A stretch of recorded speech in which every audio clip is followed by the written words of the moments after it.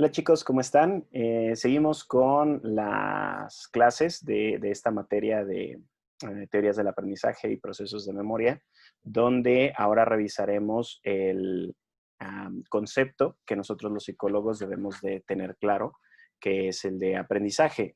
Sobre todo, pues bueno, para esta clase, pero en general, ¿no? El fenómeno de aprendizaje es como, por decirlo de alguna manera, el fenómeno principal, el cual nos ocupa a nosotros los psicólogos. Entonces, pues bueno, ya revisamos lo que es la conducta o cómo debemos de entenderla, y ahora vamos a hacer lo mismo con el concepto de aprendizaje. Igual, voy a basarme en un concepto mismo que les voy a poner ahí en la descripción para que ustedes lo copien, pero por ahí dejen espacio para las anotaciones que vamos a hacer en este vídeo. Y pues que en la clase también guarden como las dudas que tengan para sus participaciones en la misma, ¿sale? Entonces, pues bueno, empezamos primero que nada entendiendo que el aprendizaje es un fenómeno que habla del cambio de conducta. Nosotros decimos que una persona aprende cuando existe una modificación en la conducta de la persona, pero esta modificación se vuelve estable, ¿no? Eso es algo que ya habíamos revisado un poco antes. Entonces, el primer enunciado de este concepto sería: es el fenómeno donde existe un cambio relativamente permanente en la conducta del sujeto. Aquí hay algo importante, dice relativamente permanente. Cuando nosotros aprendemos cosas, no es que se nos olviden las que estuvieron anteriormente, vaya. Si una persona fuma y deja de fumar, no es que por aprender a dejar de fumar, o sea, decimos aprendió, no dejó de fumar, sino aprendió a dejar de fumar, porque incluye este nuevo repertorio de conductas en sus respuestas normales. Pero, pues en algún momento puede regresar a fumar, a lo mejor, no sé, en alguna cuestión social, o puede fumar en algún momento donde se siente como muy abrumado, o cuestiones como estas, ¿no? Entonces, no se le olvidó esa conducta, sino que la nueva conducta que tiene es más estable que la conducta anterior. Es más estable porque parte del cambio de conducta es hacer como una modificación del entorno para que haya más reforzadores, para que haya más consecuentes, vaya, positivos para esta misma conducta, para que la sostengan.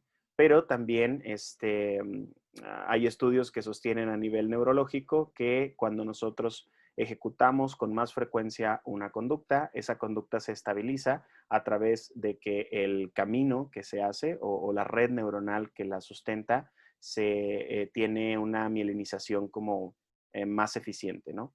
Entonces, pues bueno, eso ya lo revisarán por ahí en algunas otras clases, probablemente en psicología fisiológica o en neurofisiología, ¿no? Entonces, pues bueno, luego este cambio implica dos tipos como o se divide este cambio en dos tipos, que es lo cuantitativo y lo cualitativo. O sea, eh, la frecuencia de la conducta, esto sería lo cuantitativo. Y el significado que ahora nosotros le damos, eso sería lo cualitativo.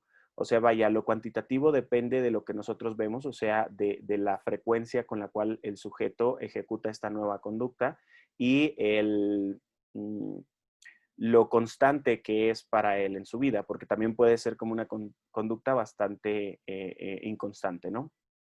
Total.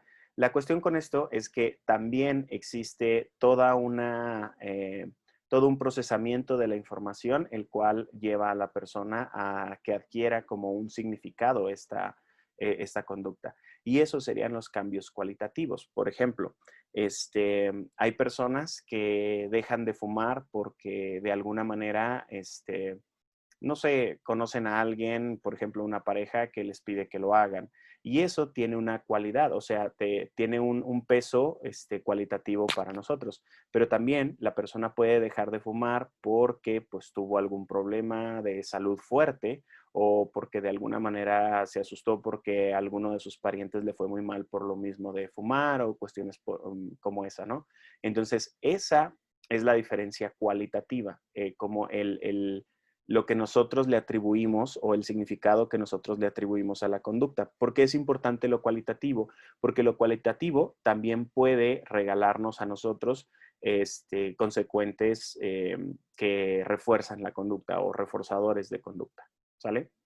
En el dado caso de que, por ejemplo, yo diga, yo fui lo suficientemente fuerte para dejar de fumar, pues entonces lo identifico como una fortaleza o me refuerzo como a mí mismo en idea, en el sentido de que cada vez que yo rechazo un cigarro, ¿no? Muy bien, entonces seguimos avanzando. Los primeros, los cambios que son cuantitativos, son explicados dentro de la psicología por las teorías de la modificación de la conducta, básicamente por el conductismo o por todas las teorías que nos ayudan a observar de manera este, mm, de, se me fue la palabra, la tenía como en la punta de la lengua, pero todas aquellas teorías que se basan en la conducta presente y observable, ¿no? Ya habíamos comentado que no solo la psicología es una ciencia que estudia el comportamiento, está la etología, está la antropología, está la sociología, ¿no? Entonces, todas estas teorías nos ayudan a revisar como estos cambios cuantitativos, que cuantitativos, recuérdenlo, nos referíamos a la frecuencia con la cual la persona ejecuta esta nueva conducta, ¿no? Y los segundos son por los estudios de las ciencias cognitivas. Para las ciencias cognitivas es muy importante el cómo nosotros procesamos la información, no solamente de manera física, o sea, como a nivel de neurofisiología, sino también cómo la procesamos simbólicamente a través de nuestro lenguaje y a través de cómo nosotros interpretamos el mundo. Entonces, esa sería como la parte cualitativa. Entonces, el aprendizaje, ya por último, para ir cerrando el video y que sea muy, muy cortito, el aprendizaje es un fenómeno tanto biológico como social, ¿sí? Vaya, individual, si ustedes quieren tal, pero me quiero enfocar en estas dos. Es un fenómeno que requiere de elementos biológicos para funcionar y también es un fenómeno que requiere de un contexto o de un elemento social para poder funcionar. Explico cada uno. En la parte biológica, nosotros cuando hacemos ensayos, pues nuestras neuronas empiezan a hacer una red que sustenta esa nueva conducta. Nueva conducta es lo que sea. Por ejemplo, ya habíamos hablado de dejar de fumar, pero también es aprender a patear un balón, pero también es aprender a manejar un control de videojuegos, también es aprender a hacer sumas y restas, pero también es aprender. Todas esas son conductas nuevas que nosotros vamos aprendiendo con el tiempo, pero dependiendo de qué tanto tiempo las ensayamos. Si ustedes, por ejemplo, evitan el estudio o a través de su paso por primaria, secundaria, prepa y ahora universidad, han evitado el estudio a través de hacer trampa, por ejemplo, pues trampa me refiero como a los acordeones, a copiarle al amigo, por ahí a lo mejor como a intentar caerle bien al otro para que te pase las respuestas, cosas como esa, o comprar el examen, cualquier cosa como estas, ¿no? Entonces, tus aprendizajes van dirigidos hacia eso, hacia buscar esa solución.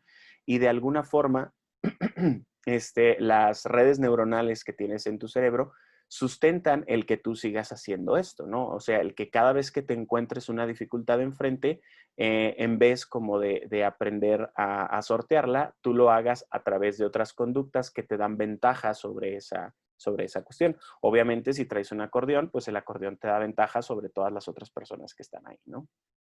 Ahora, esa sería como la parte biológica, que dentro de tu cerebro hay una red que sustenta esa conducta, pero a la vez que hay una red que sustenta esa conducta, como no has entrenado ninguna otra, pues no hay redes que sustenten otra conducta. De tal manera que si un día te quieres poner a estudiar, va a ser el doble, por poner algo, ¿no? El doble o el triple o multiplícale por lo que quieras, va a ser más difícil para ti ponerte a estudiar que para otra persona que ha ejecutado el estudio durante toda su vida. ¿Sí me explico? Entonces, esta es la parte importante de la biología o es la parte importante de la neurofisiología, si queremos ser como más específicos, que hay redes neuronales que sustentan que el comportamiento se dé. Ahora, obviamente, si algo lesiona estas redes neuronales, pues el comportamiento desaparece. pueden generar nuevas redes neuronales y reconectar, por decirlo de alguna manera, con ese mismo comportamiento. Esto se llama plasticidad, pero pues de alguna forma se tienen que formar nuevas redes, o sea, la red anterior que fue lesionada pues ya no funciona, ¿sale? Es la parte biológica. Luego está el componente social. El componente social es que esta red se forma con mayor efectividad entre más reforzadores tenga afuera. Por ejemplo, si tú quieres ponerte a estudiar y tu familia de alguna manera no te deja, a lo mejor no te da el tiempo, a lo mejor yo qué sé, o simplemente te dicen, qué loser por estudiar, pues mejor copia, ¿no? No vas a llegar a ningún lado haciendo las cosas bien, el que no tranza no avanza, ¿no? Cosas como esas, pues bueno, son muchos menos reforzadores para que tú le inviertas tiempo al estudio y en vez de eso, pues te pones a invertirle tiempo a otras cosas como cuáles, la que sea que te dé esos reforzadores, ¿no? O sea, si tú haces una actividad, por ejemplo, el deporte, que tu familia refuerza mucho y luego te quieres pasar a otra actividad que es el estudio que tu familia no refuerza, pues tienes más posibilidades o más probabilidades de ejecutar las conductas que tu familia refuerza o tus amigos o tal y tal. Por eso es importante el hecho para algunas personas como la compañía que tienen.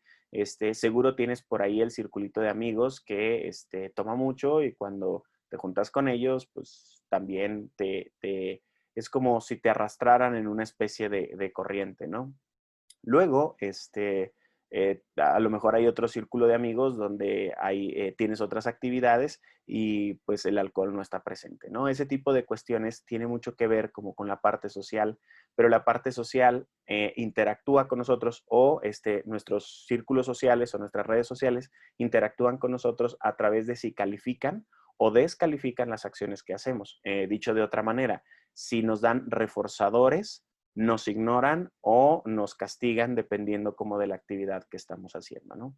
Entonces, pues bueno, el fenómeno del aprendizaje lo podemos resumir de esta forma. Si se fijan, el concepto como tal, pues es un concepto corto, pero tiene muchas implicaciones como para irle buscando poco a poco. Igual, este video lo vamos a combinar con otro, un video que yo no hago, nada más se los voy a poner ahí para que lo vean, pero espero sus participaciones de ambos videos por ahí en la clase. Entonces, pues sin más por el momento, nos vemos por allá. ¿Sale? Bye, chicos.